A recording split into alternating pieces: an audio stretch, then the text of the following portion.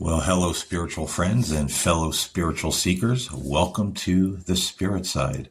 I'm your host, Paul James Caiden, coming to you in beautiful, glorious black and white. And, back in when I first started the Spirit Side, whenever I would do a video containing me, I always filmed it in black and white. Because I love the way black and white looks. Excuse me. Even going back to old movies, I like to watch a lot of old horror movies and ghost stories, and there's just something about the old black and white era that evokes a certain atmosphere. And I think symbolically too, when I look at myself, I see myself as a bit of a maybe a throwback to days gone by as we go on in this world, and as things get crazier and crazier, it seems the more I see the value in old time morality and values. I mean, not going back to burn the witches kind of religion, or you're going to burn in hell kind of religion kind of thing. But I see the beauty and the value in a lot of what was taught in years go by, and how people conducted themselves. The world now has just really spun out of control. So I look at myself as kind of a modern throwback to times gone by, trying to bring some of those old school spiritual values to a world that's really broken and bankrupt, morally, spiritually, emotionally. So there's kind of a long explanation as to my black and white videos, but nonetheless, we're going to talk today, and that is if you're watching by video. Some of you may be listening on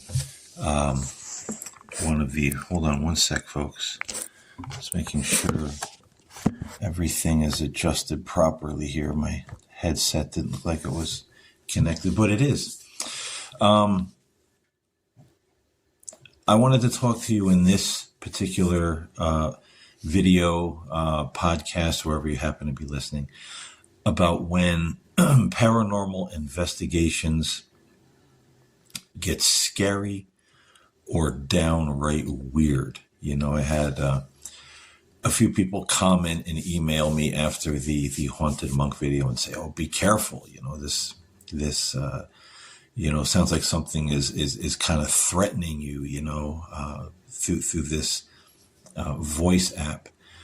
And the thing with paranormal investigations is you have to realize several things. Really, is that certainly you can get a false positive through any device, no matter how sophisticated it is, any app, any device you might spend hundreds of dollars on. It's always possible to get a false positive. So it seems like you're getting something, but you're not.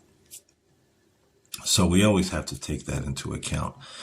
The thing with the monk I find interesting, and it's I'm recording on my phone right now, so I can't show, but I have another app by GhostTube called GhostTube Seer. And basically this is an app that has, it works through the EMF, responses, in the phone. And also it has a word bank, that filters through words like the one I used with the monk. We don't see the words because it's kind of hidden in the app.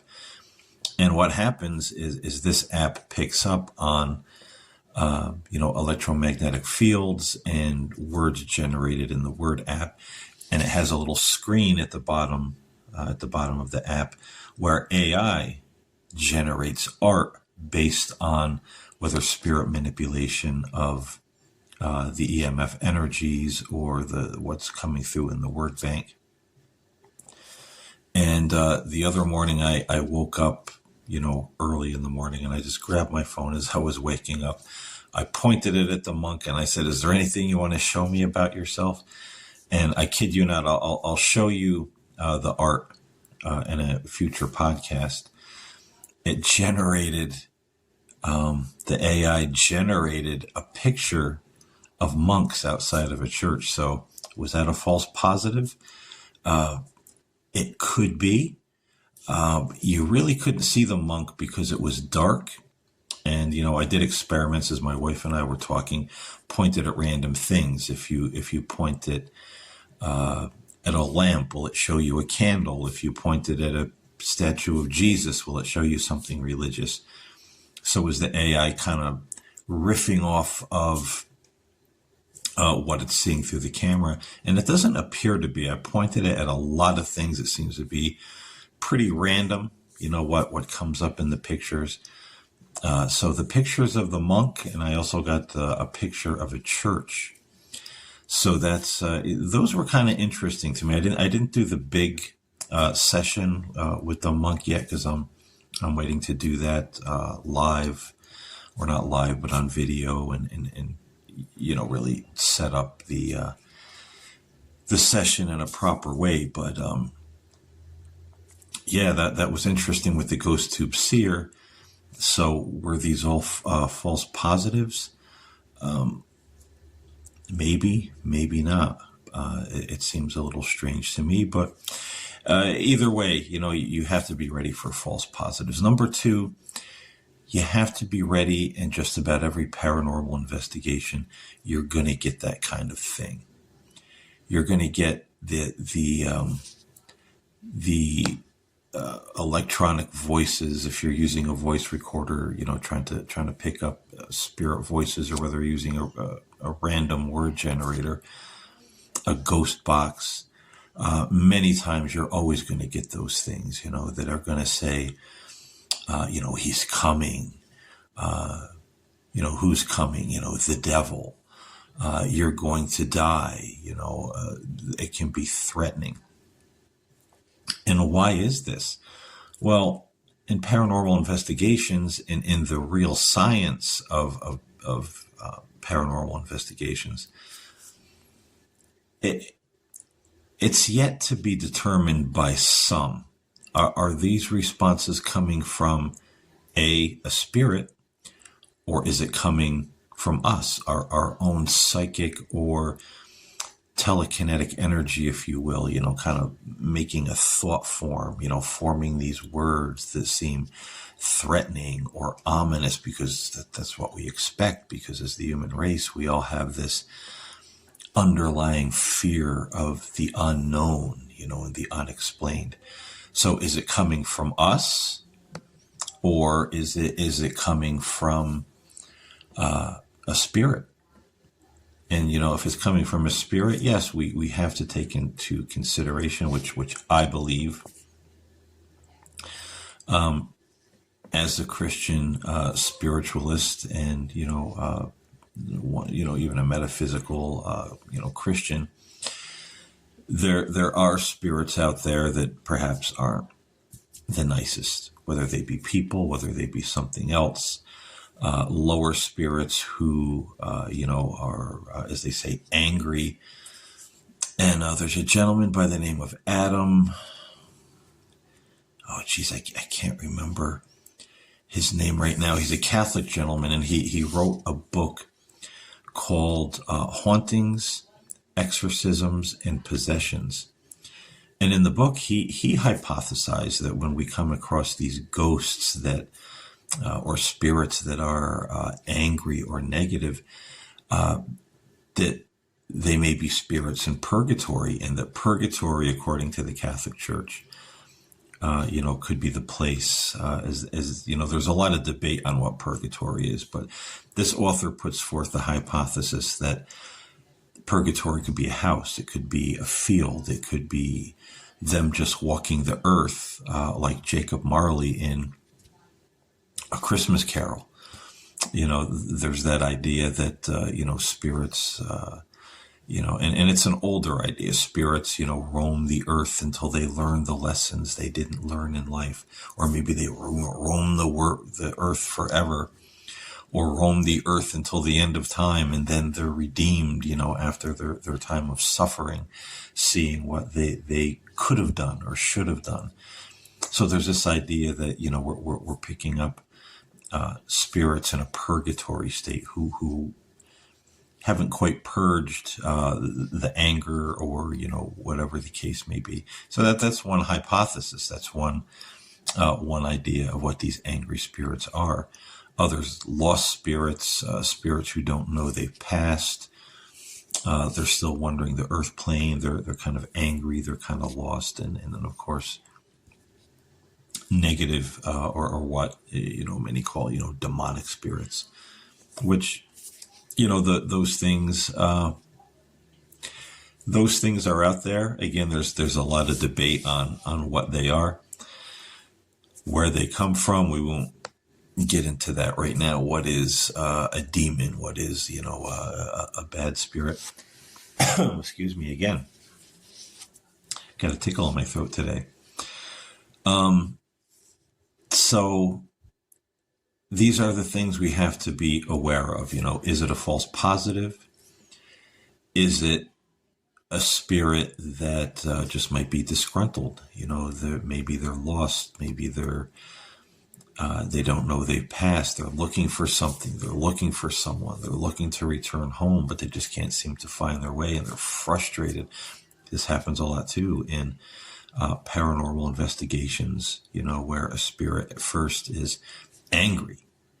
Who are you? Where am I? What's going on? I'm going to hurt you. But then, after there's some form of communication and explanation, the whole thing kind of simmers.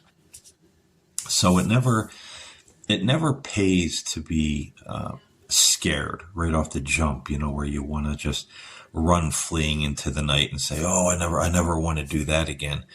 That's the initial response, we all have to something like that if we don't understand the unexplained. But we have to work with it a little bit. And if it is something that's disagreeable, generally the remedy is don't go back. You just simply say, well, that's not what I'm here for. I come in love and peace. If you're violent, if you're angry, if you're threatening, if the energy is bad, this is not what I'm here for. Goodbye. And you withdraw. You never go back to that place to investigate again. You never, you don't mess with that spirit anymore.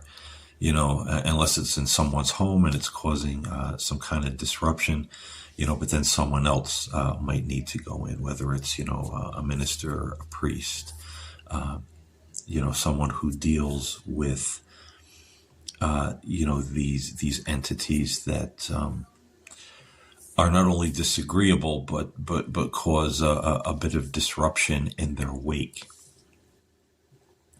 So generally, that's the remedy. You never have to worry, right in the beginning, these things are going to attach themselves to you and follow you. Extremely rare. And that's something that usually happens, that if somebody gets a good scare and then they say, well, let's go back and do it again. What was that? Let's see if it's still there. And you keep playing with that kind of thing. Then you might be opening the door to some trouble. But usually, if you just say that's it, I'm backing out of this. I'm not going to mess around with that spirit, that ghost, that place anymore. That's it. You've cut communication. You've cut ties. It's done. It's over. Prayer, simple prayer and sprinkling of holy water or blessed water is usually a remedy to, keep those things at bay as well. So it's not like a Hollywood horror movie where these things are gonna, start throwing you across the room and follow you home, and every spirit's a bad spirit. It's typical to get those kind of responses in just about any paranormal investigation. Anybody who does that kind of work and does it seriously as a hobby or, as a science, to record paranormal phenomenon as evidence of life after death or something beyond the physical realm. Anybody who does any of that kind of work is going to run into the threats, he's coming, the devil, he's behind you, all that kind of stuff. I remember a couple of months ago, I was in the park near my home at dusk, and I had brought my spirit box, and I'm listening to the spirit box, and I'm asking questions, and a voice comes through, and I ask, "Is anyone there?" "Yes," and I asked, "Well, was that a definite yes? Can you tell me your name?" And it kept coming through quite clearly, saying, "You're going to die. You're going to die." And once I got this 3-4 times in a row, I just said, "Well, if I'm going to die, that's up to God. I'm not here for this kind of thing. I'm not here for threats and evil and darkness. It doesn't scare me. It doesn't worry me. So you're kind of barking up the wrong tree, and you have a nice day."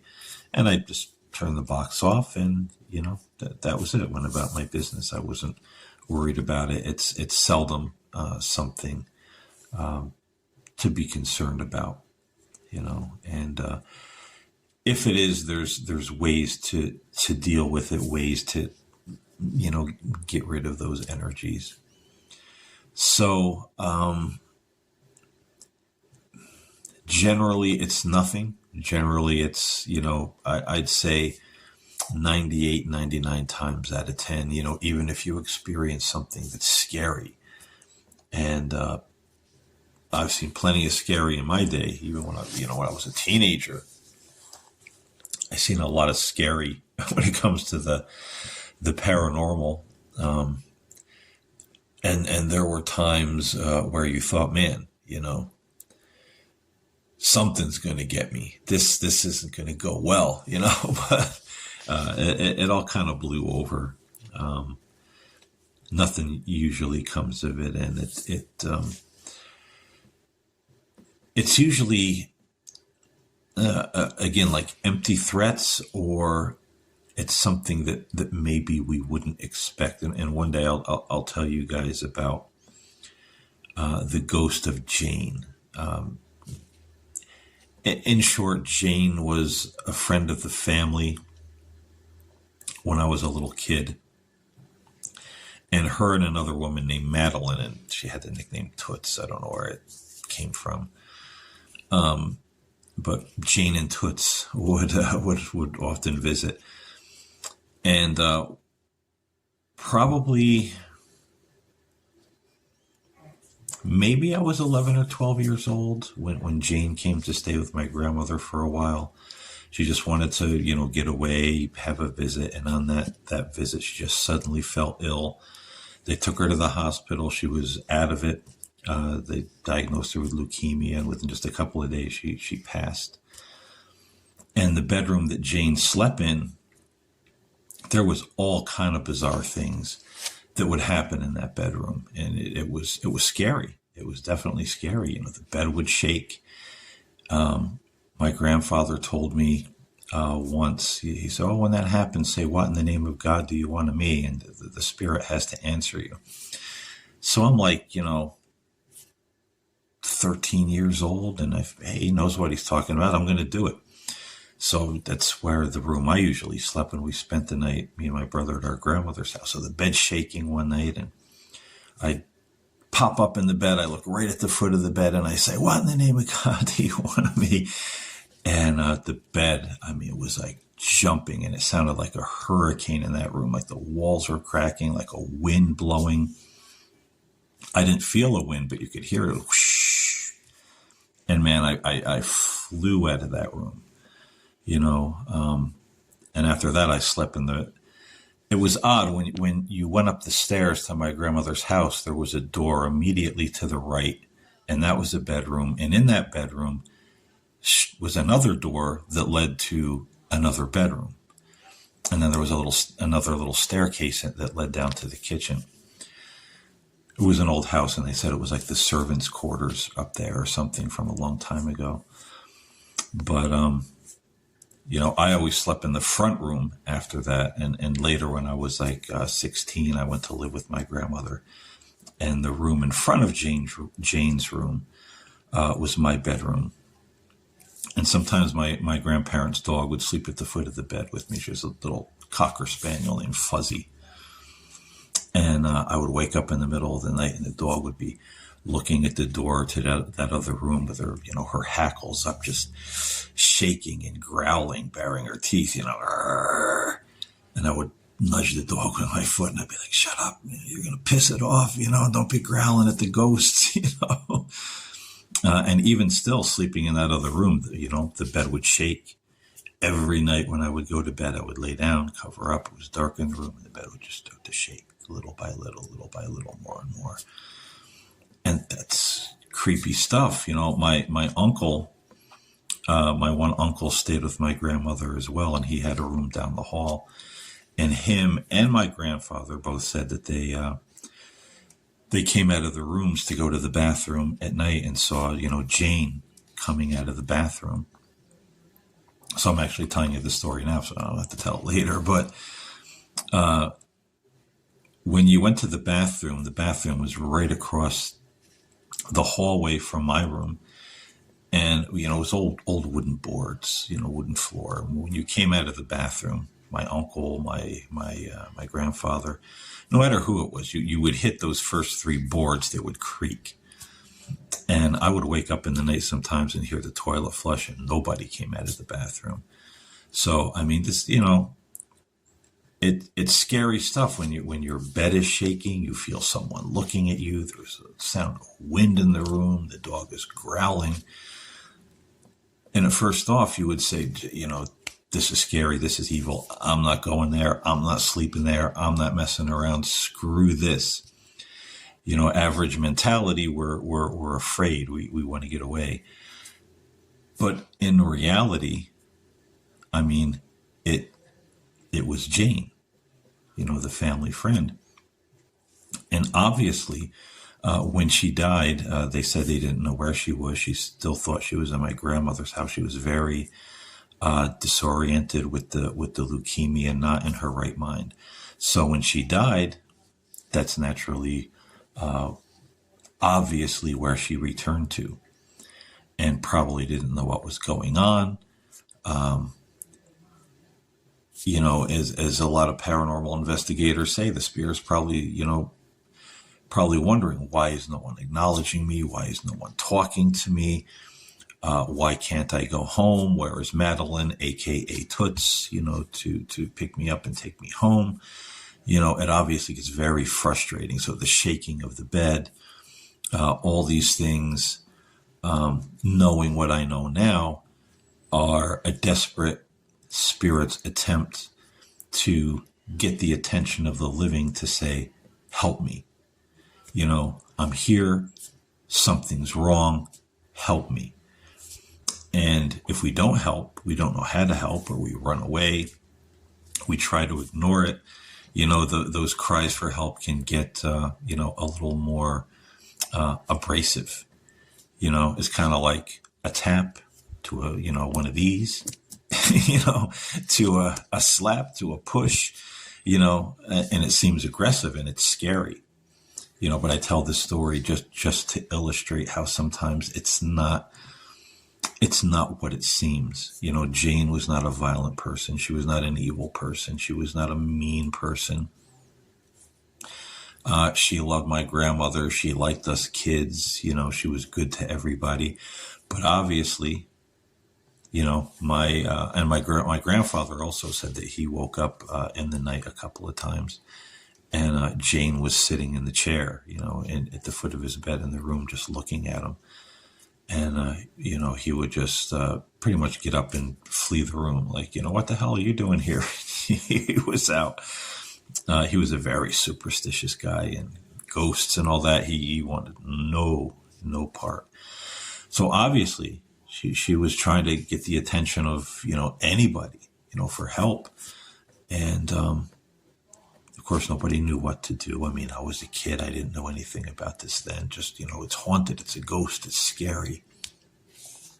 My grandparents obviously didn't know what to do. My uncle obviously didn't know what to do. So, again, the person, the spirit grows more desperate. They're not looking to hurt anybody, even though, what they're doing seems very spooky and even aggressive at times.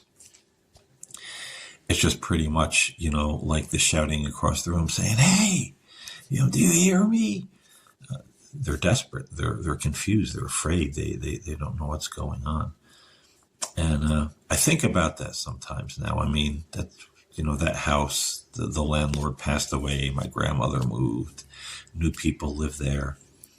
I seldom get to that area, but next time I ever do, hopefully this spring or summer, I want to go to my grandmother's old house and ask, just take my card or something and say, "Hey, this is what I do. This was my grandmother's house.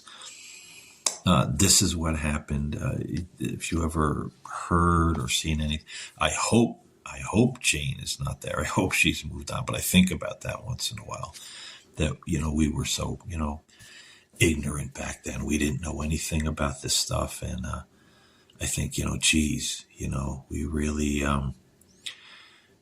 we really did Jane an injustice, and I hope she's still not like lingering there, the ghost in the house, that, the new people see, and,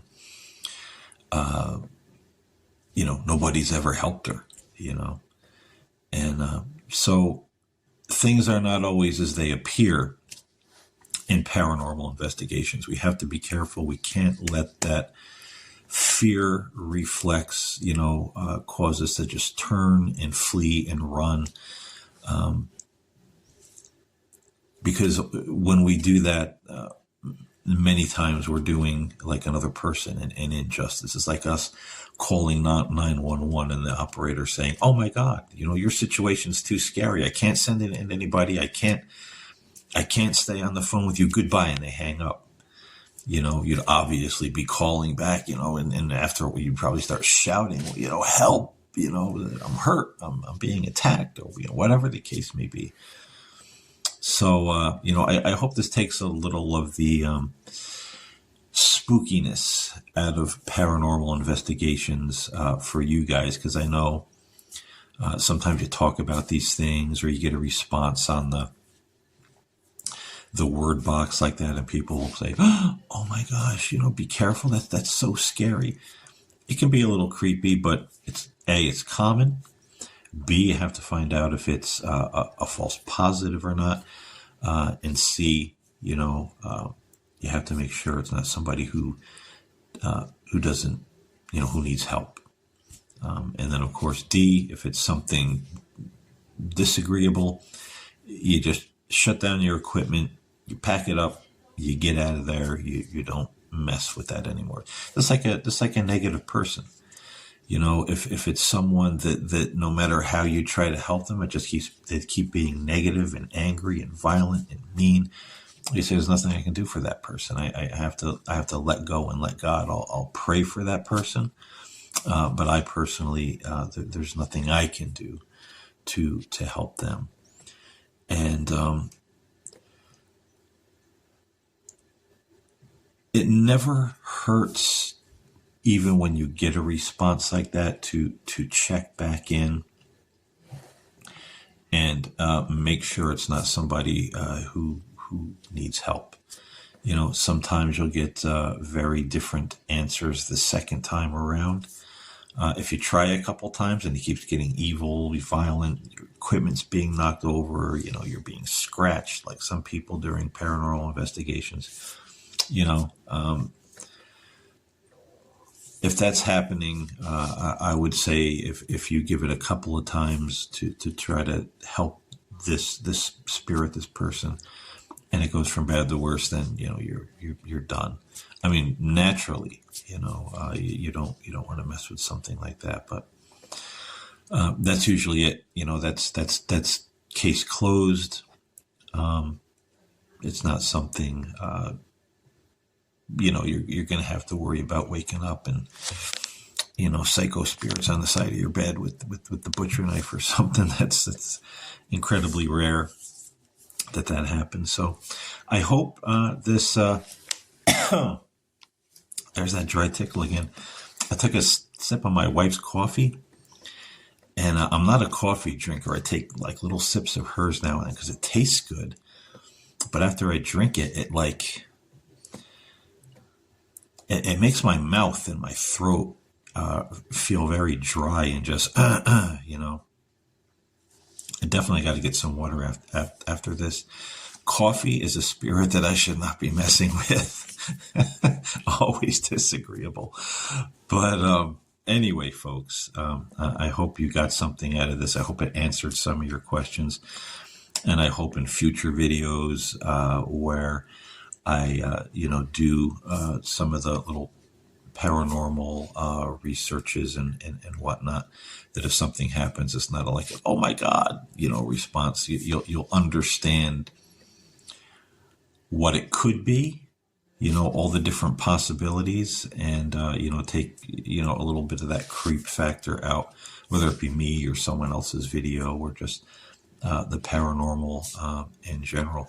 Even in your own house, you may be experiencing some phenomenon, and it may be somebody who's been there for longer than they care to be, and they're making all that ruckus to say, hey, when are you going to help me? So it's always something to take into consideration.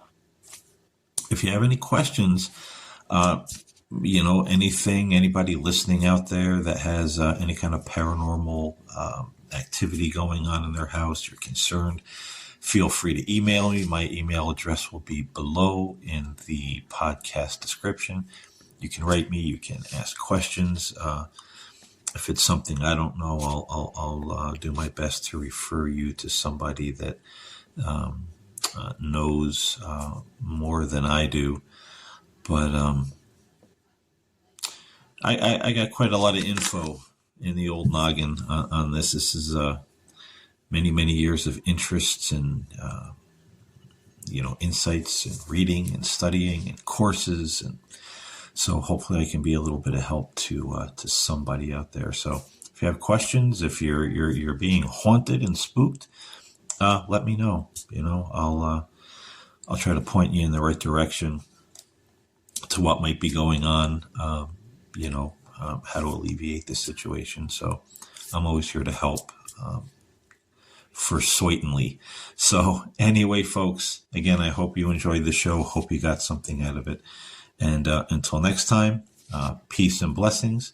God bless you all, and I'll see you next time here on the Spirit Side, Journey Towards the Light. And after this, I want to maybe do a different subject, and then come back to the paranormal. I don't want to inundate the podcast with paranormal, though it's something that I love. I want to talk about a lot of those other subjects as well. So next time we're going to talk about something else, and then maybe in the next podcast or two get back with the monk and see how he's doing.